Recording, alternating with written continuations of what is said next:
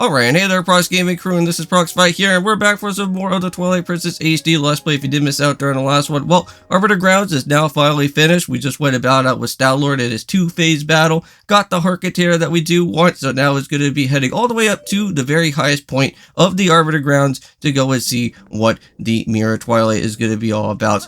Now, within our time of the Mirror Twilight is that there is going to be 3 pieces that we do have to go and find. Now, the 4th piece is going to be something that has already been given to us. So there is actually technically 4 pieces to go and find, but there's 3 of them that we have to go and search for. It's kind of like what's going on with the few shadow pieces, because I know that you guys are going to probably ask, is like, Prox, I thought that there was going to be like a 4th piece. Well, actually, the 4th piece is just all of the collection of the few shadow pieces all together to create Midna's helmet that we're going to have to go and do later on throughout the game. But for right now, before we actually go and see what this Mirror Twilight is going to be happening here, we got some shadow beasties to go and worry about. I think this is going to be like the largest amount of the shadow beasties that we have faced so far. But either way, these guys are really not all that too much of a pushover.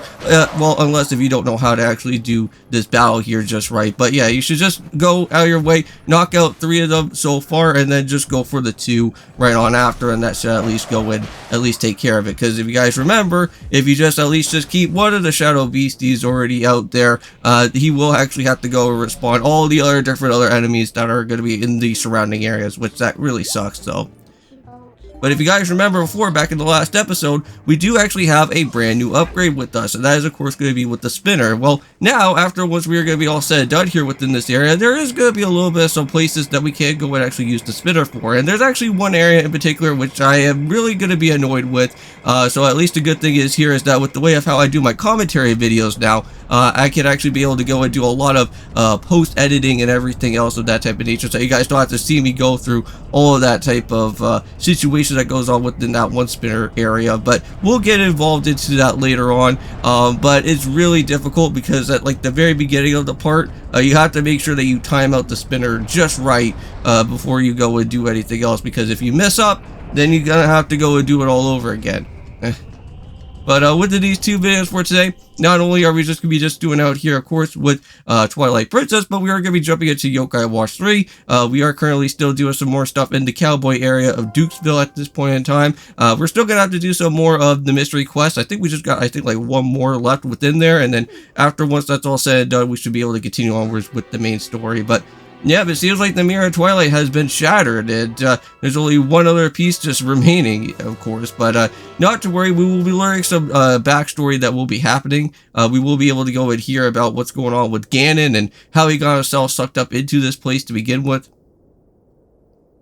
Now, I know that I think I already would have told you guys this already from before within Yokai Watch 3, but if you guys are watching this video right now, well, for what I am really excited about is that the Game 7 of the Stanley Cup Finals is going to be showing up for today, and I'm really excited to go and see how this is going to be. Cross my fingers that hopefully at least Edmonton is going to pull off a victory here, but we'll see what happens there. I know that also today, that since I am recording this on Monday, we do have Monday Night Raw that's going to be showing up as well, so can't wait till we go and see that, because I'll let you guys in on some like thoughts and opinions on that at some point, if that ever does come across through my mind, while I am going to have to watch like both things at the same time, hopefully.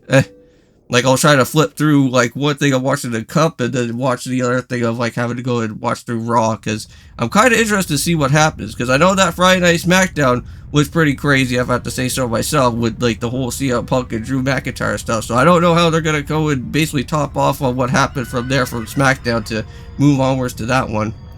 But hey, that's a little bit of a reference to what's going on within Ocarina of Time, because we kind of saw that same exact type of backdrop there with Ganon and his horse from before. I have a funny feeling. Now, let me know this in the comments down below. Is this like the events that have taken place after Ocarina of Time, or what is this here, like within the timeline? Because I don't know per se exactly how the Zelda timeline is anymore, because of just how many things are just so completely different with each other. Because, fun fact, if you guys actually don't know about the Zelda timeline, the very first Zelda game that actually came out, like for the NES, is actually not the actual like first part of the actual timeline itself. It's actually like much like later on throughout the actual games of Zelda, which that's really weird to be honest with you. Yeah, I want to say both, like, I think also Kingdom Hearts was also a little bit weird too, right? With the timeline within there, so you kind of have to, like, know everything about that happens within there. I know that AVGN did, like, a great video between the actual two different, chronological, timeline that happens there. But, uh-oh. Ganon is powering up. Oh, geez, he's already smashed out of both of his chains already. And wow, and he just went and Thanos snapped him. Or, well, not really Thanos snapped him, but more so like Thanos punched him and then just completely turned into dust there. Jeez. Well, I guess they are spirits after all, right? Or something like that. Yeah, these guys always creeped me out when I first saw them for like the first time, like on the GameCube. Because, like, these guys have, like, no type of face at all. It's, like, basically the only thing that's, like, at least some bit of a face is, like, their mask that they wear. But, oh boy, here we go. The Mirror Twilight's gonna open up and it's gonna turn into some sort of Austin Powers time warp situation that's gonna get sent out into here. Goodbye, Ganon. We're gonna see you not for quite some time now. So now he gets completely zapped into there. Huh.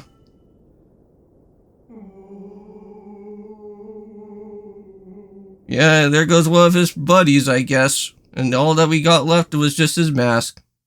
Oh man. So yeah, so now that guy's not really like on his little pedestal there. Everybody else is, but now there is a specialized stamp that we're gonna have to go and find as well. Now if you guys remember, we've been finding a lot of stamps out here at Twilight Princess HD. Well, one of the spinner upgrades that we have, since we already have it of course, we can go and search for a said stamp, and we are going to be doing that here in the episode as well.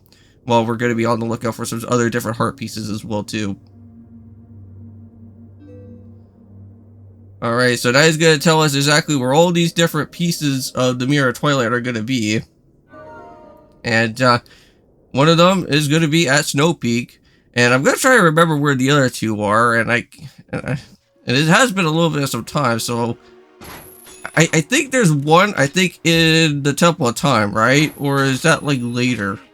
I can't really remember, but I'm pretty sure that one also has, I want to say, somewhat of a Mirror of Twilight piece there, because it has another one of the annoying bosses that you're gonna have to face off later, where you actually are gonna have to use the double claw shot situation to knock out with that dragon. But yeah, so back all the way over here, if you guys may probably recall, this is over, I think, a little bit further away from the Bridge of Eldin here.